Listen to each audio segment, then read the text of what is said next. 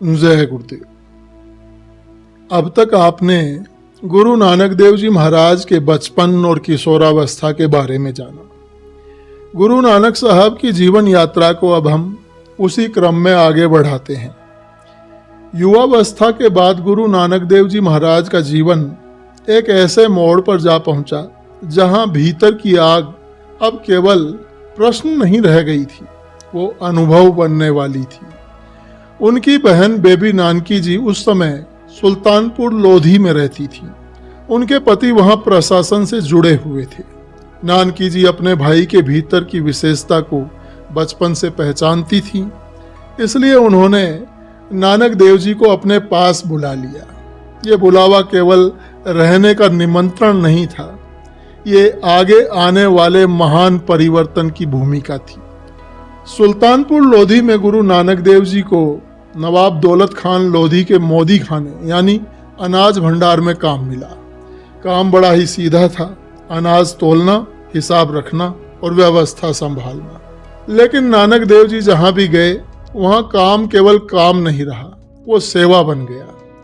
कहा जाता है कि जब वे अनाज तोलते तो बार बार उनके मुंह से एक ही शब्द निकलता, तेरा तेरा, मतलब ये सब तेरा है प्रभु, ये सब तेरा है।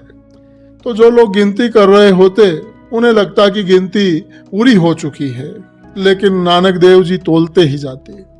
गरीबों और जरूरतमंदों को अनाज मिलता चला जाता। ये कोई चालाकी नहीं थी, ये उनकी दृष्टि थी कि जो कुछ है वो सब ईश्वर का है और ईश्वर की चीज ईश्वर के बच्चों तक पहुंचनी ही चाहिए। यही सुल्तानपुर में ही उनके जीवन का वो संबंध फिर से जुड़ा जो बचपन में बना था।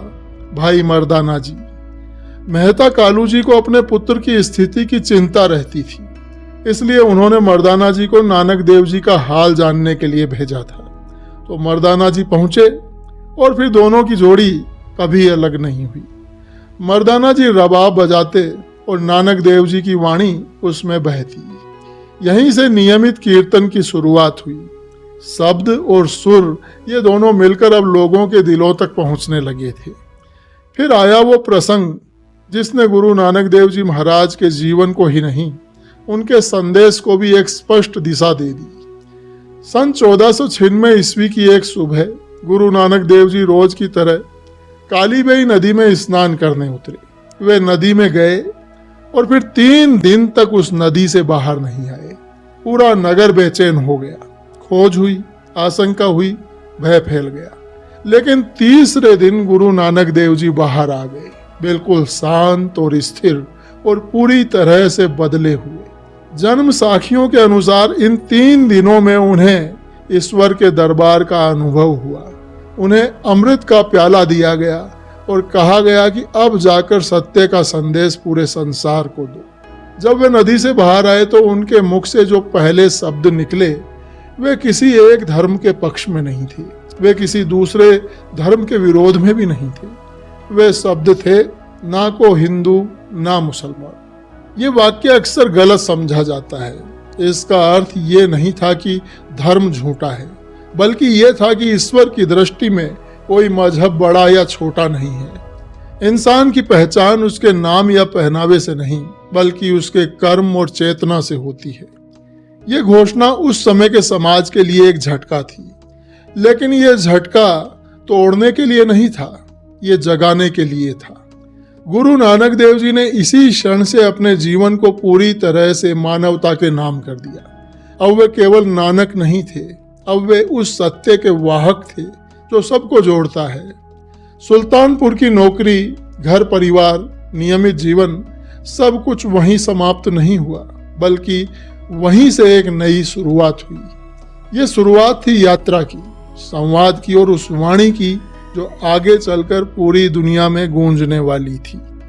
कालीबेई के अनुभव के बाद गुरु नानक देव जी महाराज का जीवन एक जगह ठहरने का नहीं रहा। जो सत्य उन्होंने भीतर देखा था वो केवल अपने लिए नहीं था, वो सबके लिए था।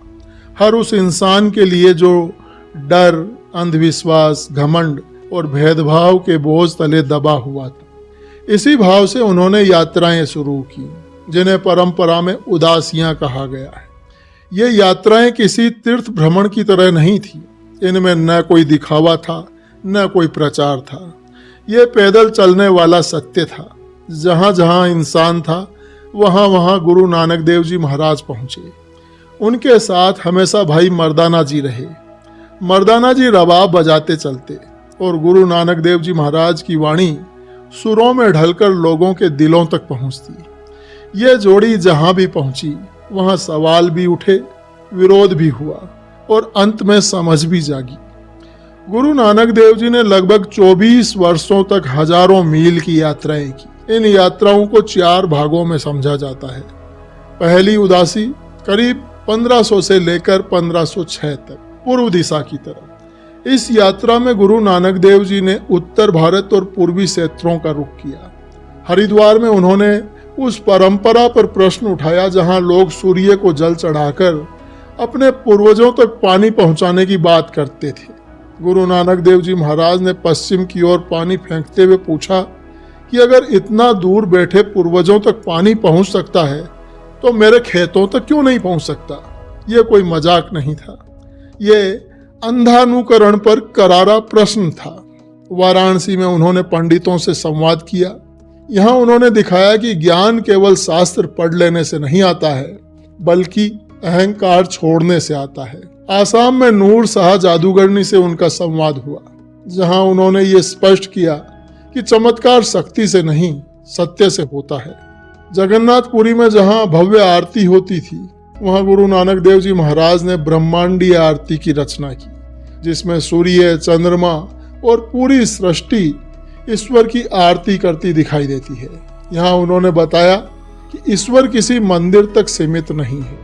इसके बाद फिर आती है द्वितीय उदासी दक्षिण दिशा की तरफ। लगभग 1506 से लेकर 1513 तक का ये समय था। दक्षिण भारत और फिर श्रीलंका तक की ये यात्रा मानवता और शांति के संदेश से भरी हुई थी। गुरु नानक साहब दक्षिण भारत और श्रीलंका तक गए। श्रीलंका में उनकी भेंट राजा शिवनाभ से हुई। यहाँ गुरु नानक देव जी ने सत्ता, वैभव और शासन के बीच खड़े होकर ये बताया कि राजा का धर्म प्रजा की सेवा है न कि अहंकार। इसके बाद आती है तृतीय उदासी उत्तर दिशा की तरफ। ये समय था लगभग 1514 से लेकर 1518 तक का। इस यात्रा में गुरु नानक देव जी महाराज कश्मीर, लद्दाख, तिब्बत और मानसरोवर तक पहुंचे। यहाँ उनका सामना उन सिद्ध योगियों से हुआ जो कठोर तप, शरीर पीड़ा और अलगाव को ही मुक्ति का मार्ग मानते थे। यहीं वो प्रसिद्ध सिद्ध गोष्ठ संवाद हुआ। सिद्धों ने पूछा कि तुम गृहस्थ होकर कैसे मुक्त हो सकते हो। तो गुरु नानक देव जी महाराज ने उत्तर दिया कि शरीर को कष्ट देना साधना नहीं है, मन को शुद्ध करना साधना है। संसार से भागना आसान है लेकिन संसार में रहकर विकारों से बचना ही सच्ची साधना है। यह संवाद दिखाता है कि गुरु नानक देव जी किसी परंपरा से लड़ नहीं रहे थे बल्कि हर परंपरा को उसके मूल सत्य की याद दिला रहे थे। इसके बाद आती है चतुर्थ उदासी पश्चिम दिशा की ओर और यह समय आता है लगभग 1519 से लेकर 1521 तक का। इस यात्रा में गुरु नानक देव जी महाराज मक्का, मदीना और बगदाद पहुंचे। मक्का में वो प्रसंग हुआ जहां उनके पैरों की दिशा को लेकर आपत्ति की गई।